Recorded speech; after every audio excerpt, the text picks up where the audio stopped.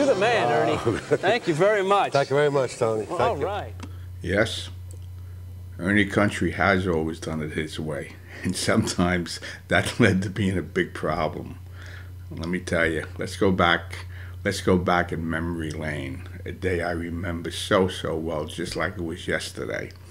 I was sitting in my office in the warehouse, the door was open, and I heard Frank Sinatra walking towards me, singing That's Life. Let me tell you something.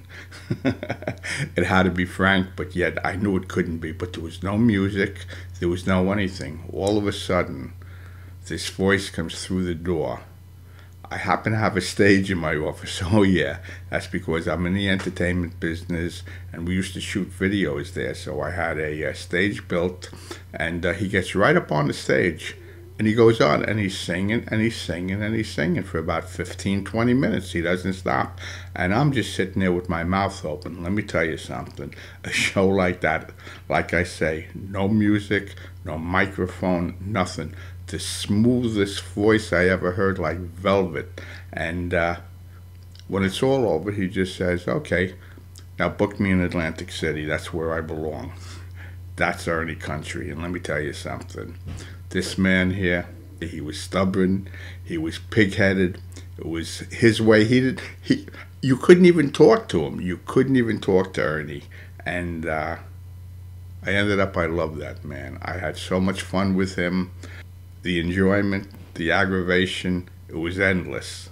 But yes, we did book him in Atlantic City. One thing I found out about Ernie, which actually became a problem until we finally got it settled, and it wasn't easy, was this man could do anybody. I mean, especially from that era. I don't care if it was Jolson, Durante.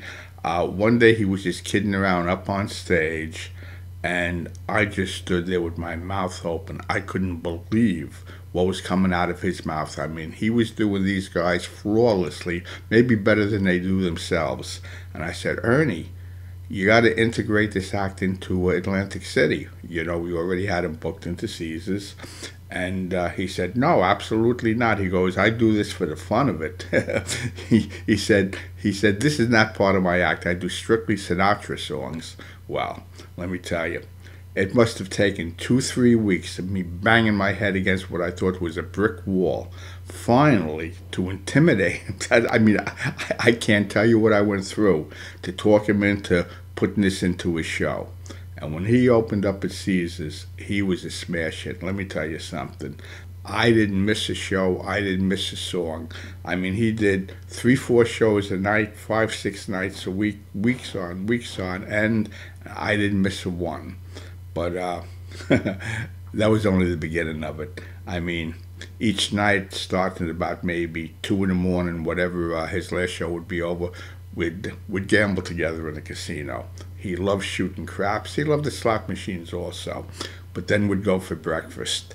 And let me tell you, the waitress, well, he'd go in there. Usually, just doing 3-4 shows wasn't enough. He had to start singing right in the restaurant at 5 or 6 a.m. in the morning, and and put on a whole show, and everybody would love it.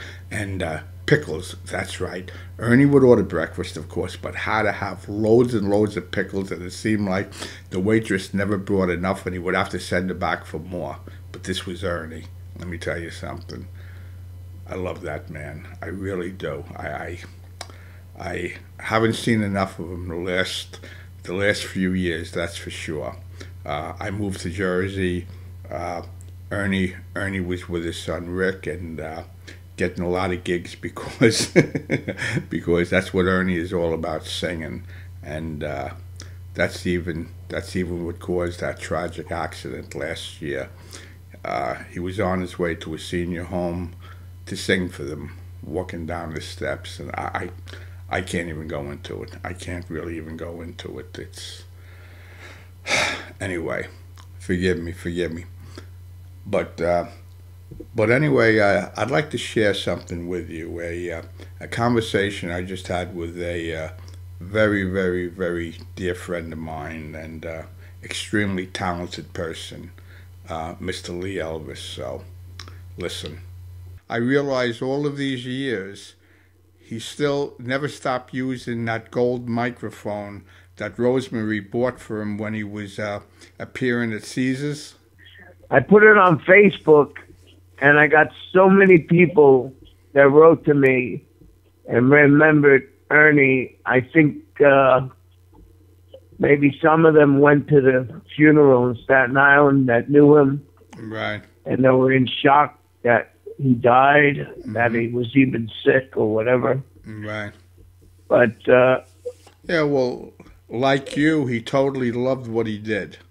It was real. It had nothing to do with the money, nothing. I go back with Ernie when he sang at Caesar's Bazaar on the second floor with a microphone, no music. Even in Atlantic City, we'd be walking through the casino lounge or be walking through the lobby, and he'd start singing. We'd be waiting for an elevator. Singing, right. Right, or in an elevator, he'd start singing, and a whole crowd would form around him. Right. Because they would be amazed at the way he sounded like Sinatra. And he would put on a whole show right in the middle of nowheres. I remember. In restaurants, anything. I could choke up talking to you, Cliff, because he was so unique. He was so good. He was so great.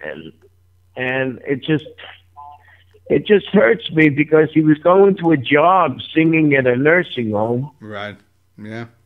And he wanted to make it there. And God, I don't know. I just can't figure it out. Yeah, you can't figure out anything. I can't rack my brains out to figure it out because he was a great humanitarian, a great person, and.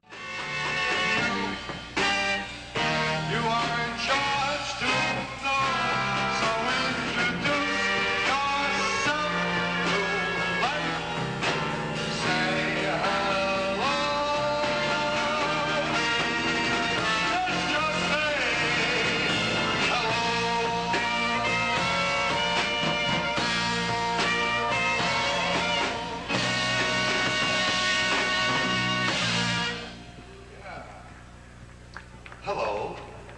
Thank you very much. Thank you. Thank you. Welcome to Caesar.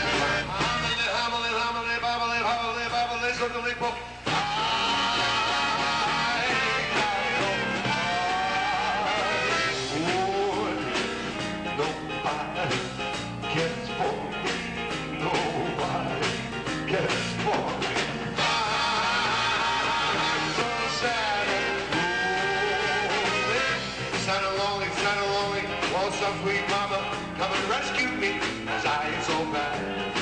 These are 4 very successful weeks in Caesar's Palace. Mr. Ernie Contri. She gets too hungry to wait for dinner ready, and she adores the theater. Never gets there late. She never bothers with the people she hates.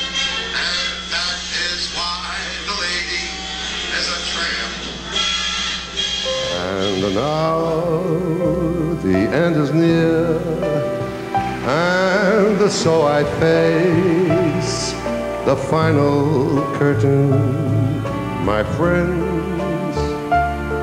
I'll say it clear, I'll state my case, of which I'm certain.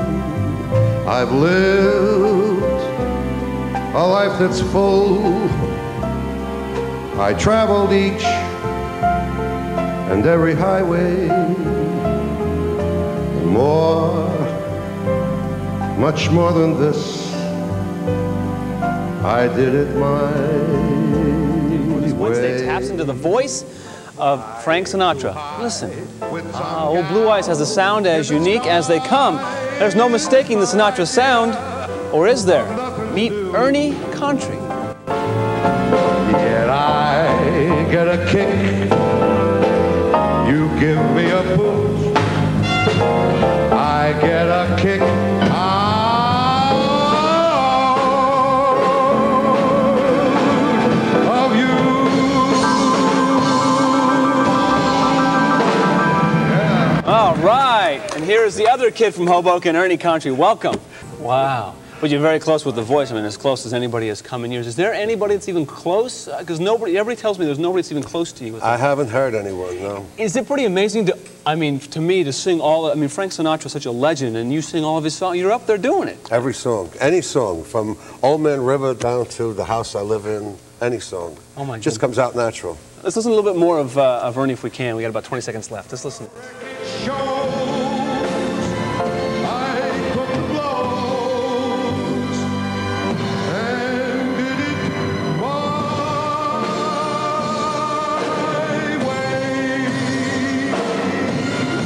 Wow, you're the man, Ernie. Thank you very much. Thank you very much, Tony. Well, Thank all you. right.